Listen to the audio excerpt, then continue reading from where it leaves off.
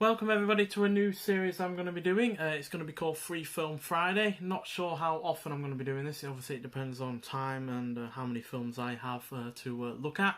But yeah, I'm going to be recommending free films for you guys to watch because yeah, I have a lot of films that you haven't yet seen in another video. So yeah, I highly want to recommend them, especially since the majority of films that I own are ones that I love, and yeah, they reflect my taste overall.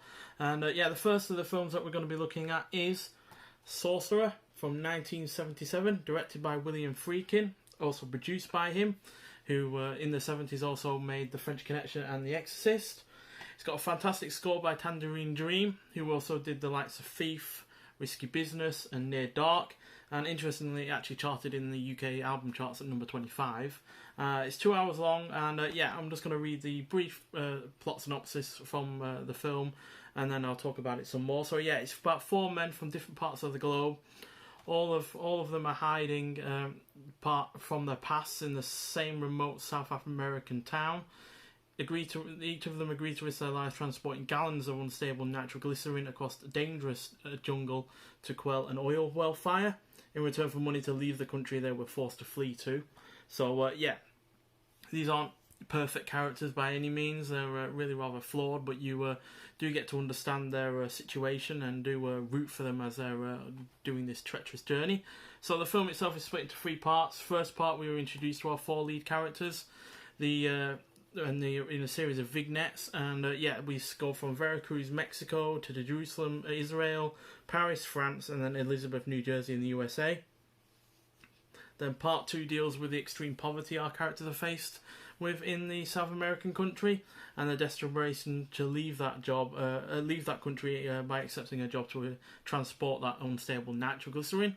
And then part three is the journey itself, which has loads of perilous scenes, a lot of tension. It's really rather gripping. It's got some great action, and yeah, he's really well scored by Tangerine Dream.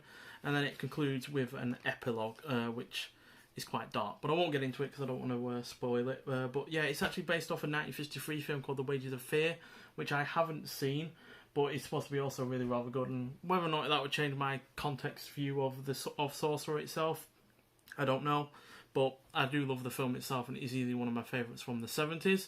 Unfortunately, despite William Friedkin's prowess as a director in the 70s, he wasn't able to make any money back on this film. It cost $22 million to make, and yeah, it only made about half that, or even less in some reports. And yeah, two reasons really. Timing, it came out about a month after Star Wars, which was the biggest hit of 1977 by a long way. And yeah, it just wasn't like the previous two films that Friedkin had made. It wasn't a horror film like The Exorcist, and it wasn't a hard-boiled cop drama like The French Connection. So yeah, it failed, unfortunately, which is a great shame because yeah, it's a superb film. It's well paced, well shot, really well acted by, in particular, Roy Schneider, who's the only actor I have seen in anything else, but the others are great as well. And yeah, just a big shame really that it failed the way it did. But yeah, let's move on to the second film that we're going to be looking at. I think it's so highly underrated, but it might well not be, and it is Casino from 1995, directed and written by Martin Scorsese. It's also written in partnership with Nicholas Pileggi, who also wrote Goodfellas with Martin Scorsese, and it stars Robert De Niro, Sharon Stone, Joe Pesci, Don Rickles, and James Woods. Cost about 40 to 50 million to make and made 116.1 million overall, so it was a big success, even more so than Goodfellas, which cost about 25 million to make and made less than 50 million. So yeah, despite Goodfellas probably being the more well-renowned film, this was definitely the more successful at the box office, which is despite the fact it's 3 hours long, so it's hardly short. And yeah, just give you a quick plot synopsis. In early 1970s Las Vegas, low-level mobster Sam Ace Rothstein gets tapped by his bosses to head the Chandier's casino.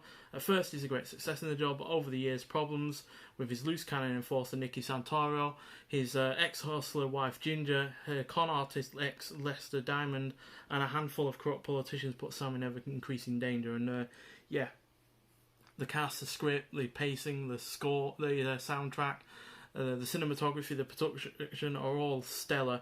You can definitely tell that this has a lot more money behind it than Goodfellas ever did. And yeah, also it's just really engrossing from beginning to end. Even though it's 3 hours long, it really does not feel like it whatsoever.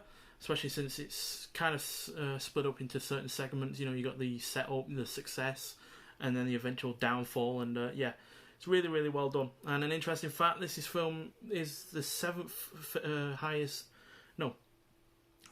film to have the most uses of the word "fuck" in it, and it's used at 398 times, which is an average of 2 times a minute, which is 98 times more than Goodfellas. So yeah, it's a lot more sweary.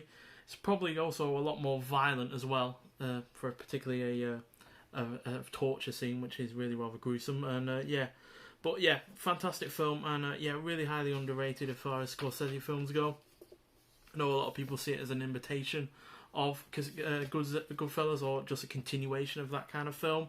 But me personally, I think it's fantastic, and yeah, I really, really highly recommend it. I know it's a long film, and a lot of people don't like long films anymore. But yeah, I really think it's well worth that time to really give it a good watch. So yeah, and finally we're going to look at Overlord, one of the underrated films of the last few years.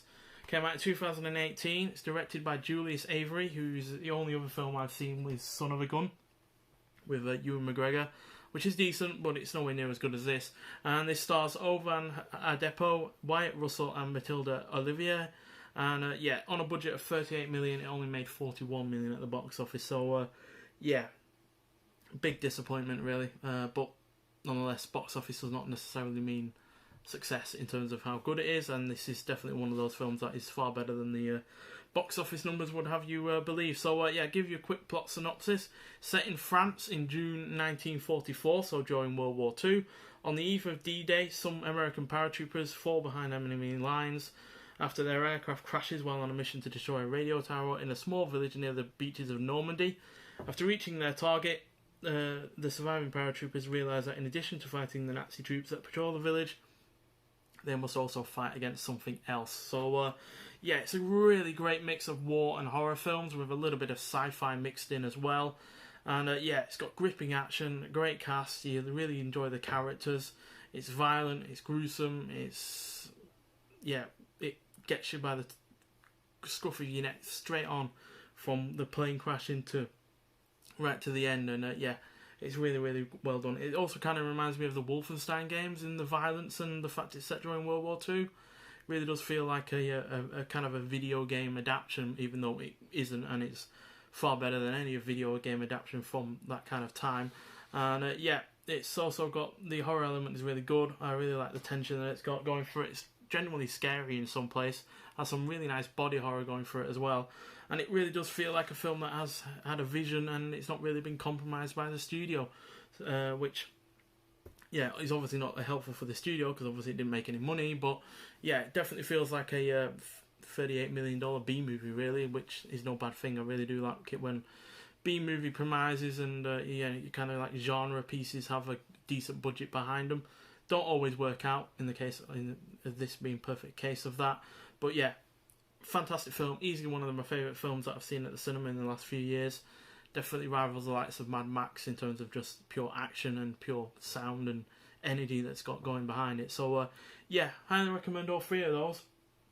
Hope you've enjoyed this a bit more of a in-depth look at films, because yeah, and usually I am looking at like 12 to 20, even more films at a time in a video, so obviously I can't give you an in-depth look at each film that I look at, but this will hopefully give a bit more of an in-depth look. And yeah, all recommended. I'm not sure how available they are on streaming services. I know Overlord is available on Netflix in the UK, but I'm not sure about the other two anywhere else, really, to be honest. So yeah, if you can track them down, then I highly recommend doing so.